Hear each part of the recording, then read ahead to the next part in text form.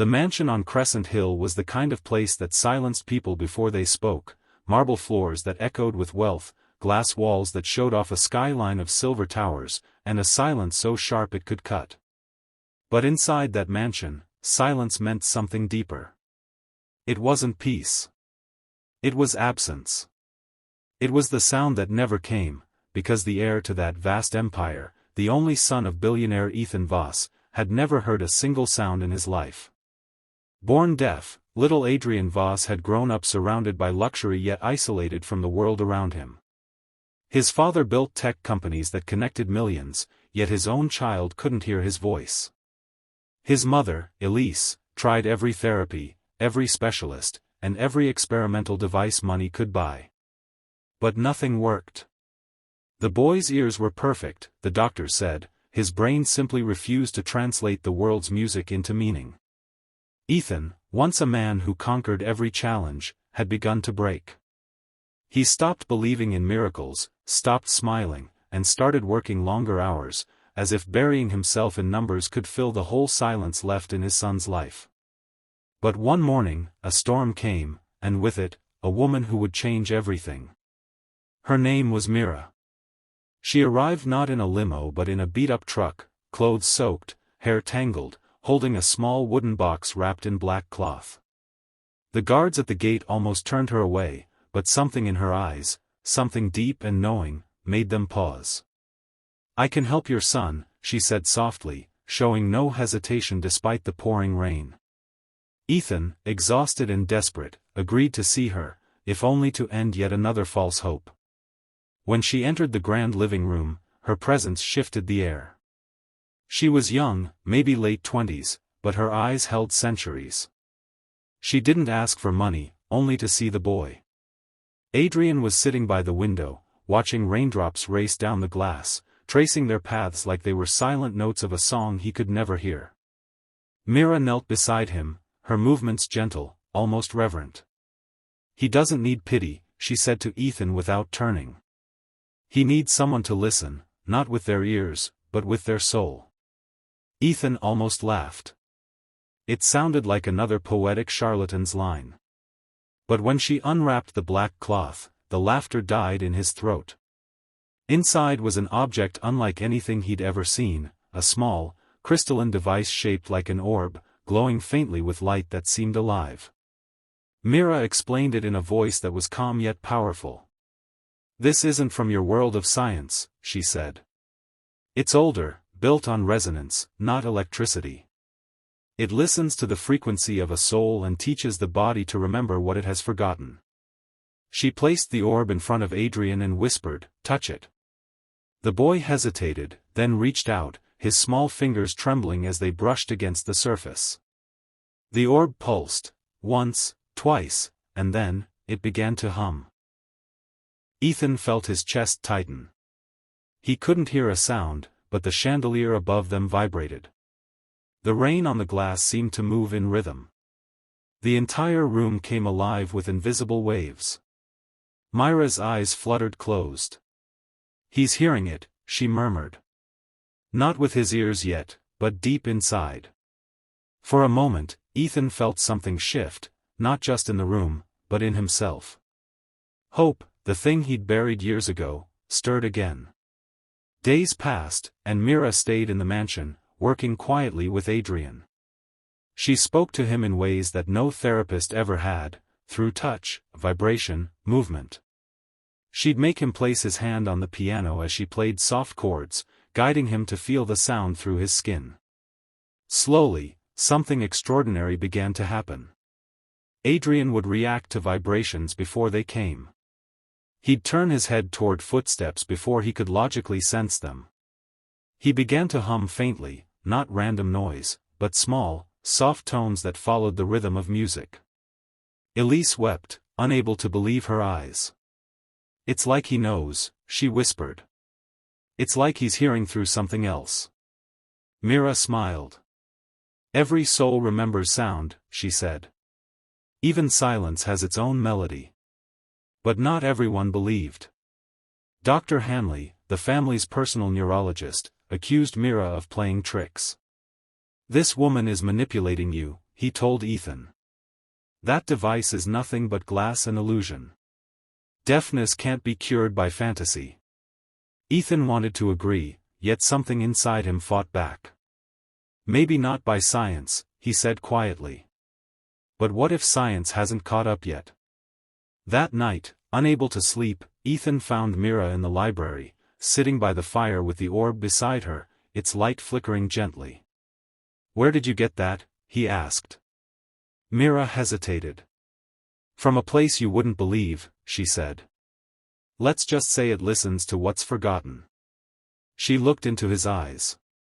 "Your son's silence isn't a flaw. It's protection. He was born to hear something others can't." Ethan frowned. "What do you mean?"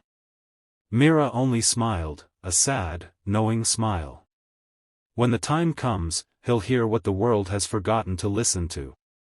The next morning, Adrian woke up before dawn. For the first time, he ran to his parents' room and tugged his mother's hand, pointing to his ear. Elise froze.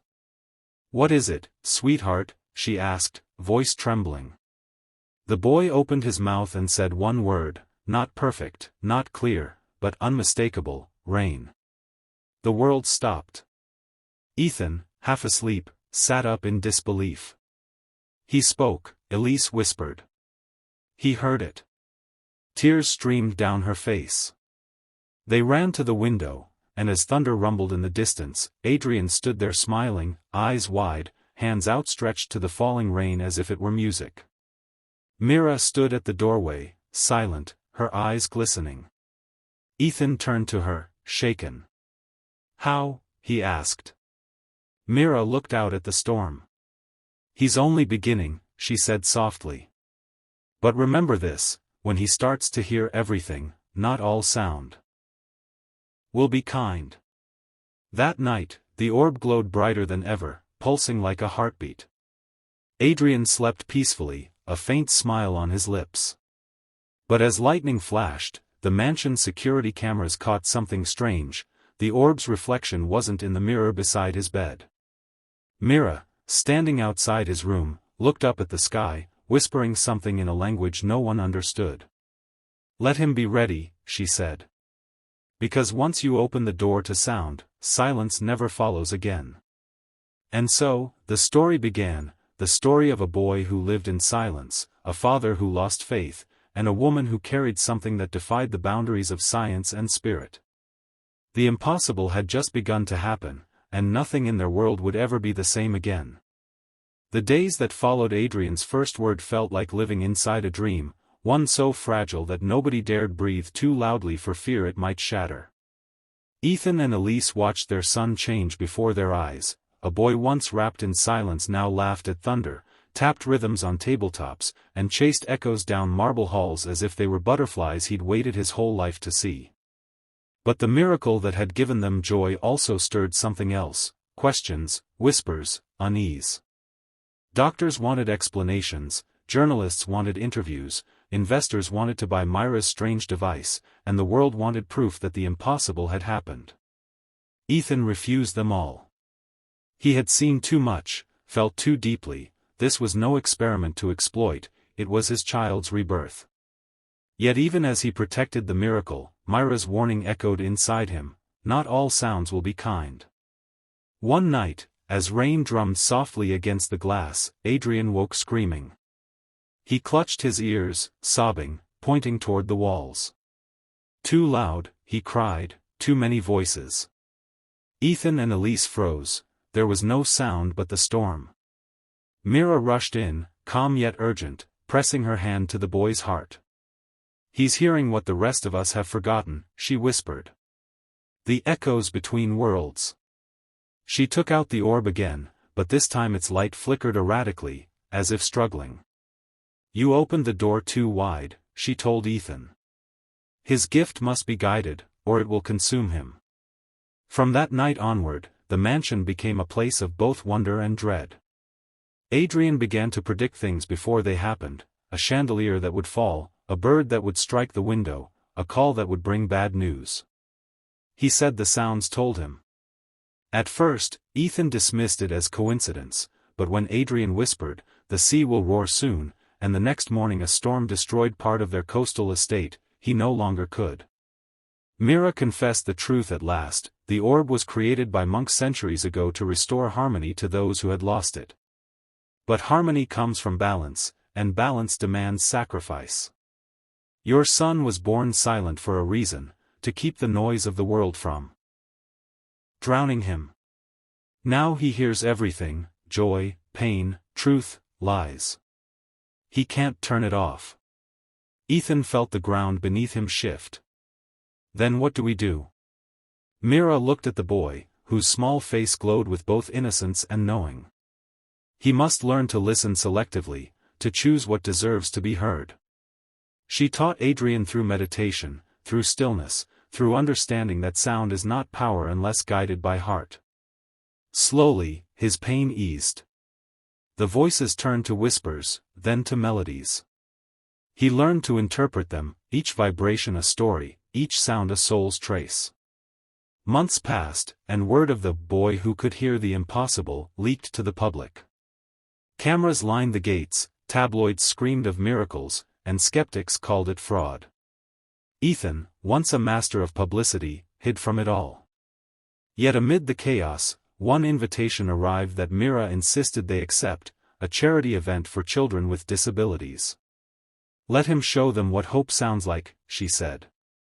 At first, Ethan resisted, but when he saw Adrian sitting quietly, listening to the laughter of other children on the news and smiling wistfully, he agreed. The night of the event was electric. Hundreds gathered in a glass auditorium lit by golden light. When Adrian walked on stage, the world held its breath. No speech had been prepared. He simply placed the orb on the piano and pressed a single key. The note rang clear, and then multiplied. The walls vibrated, the air shimmered, and somehow the music that followed wasn't from the instrument alone. It came from the audience, their heartbeats syncing, their breaths forming chords, their emotions weaving into sound. It was as if he had turned their collective feelings into a living symphony. When the final note faded, silence filled the hall, not empty, but full, like the silence that comes after truth. Tears streamed down faces everywhere. Mira whispered, "He's found harmony." Ethan held Elisa's hand, unable to speak. His son had taken what once was his greatest sorrow and turned it into beauty. Later that night, as they stood under the stars, Mira prepared to leave. "You're going?" Ethan asked. She nodded. "My work here is done. The orb belongs to him now." She handed it to Adrian, who smiled and said softly, "Thank you, for the sound." Mira's eyes glistened. "No," she said, "thank you for reminding me what silence can teach." Then she was gone, fading into the night as quietly as she'd come. Ethan looked at the glowing orb in his son's hands and realized the true miracle wasn't that Adrian could hear, it was that the boy had taught everyone else to listen. And so ends the story of silence and sound, faith and science, sorrow and wonder, but every ending is only another echo waiting to be heard.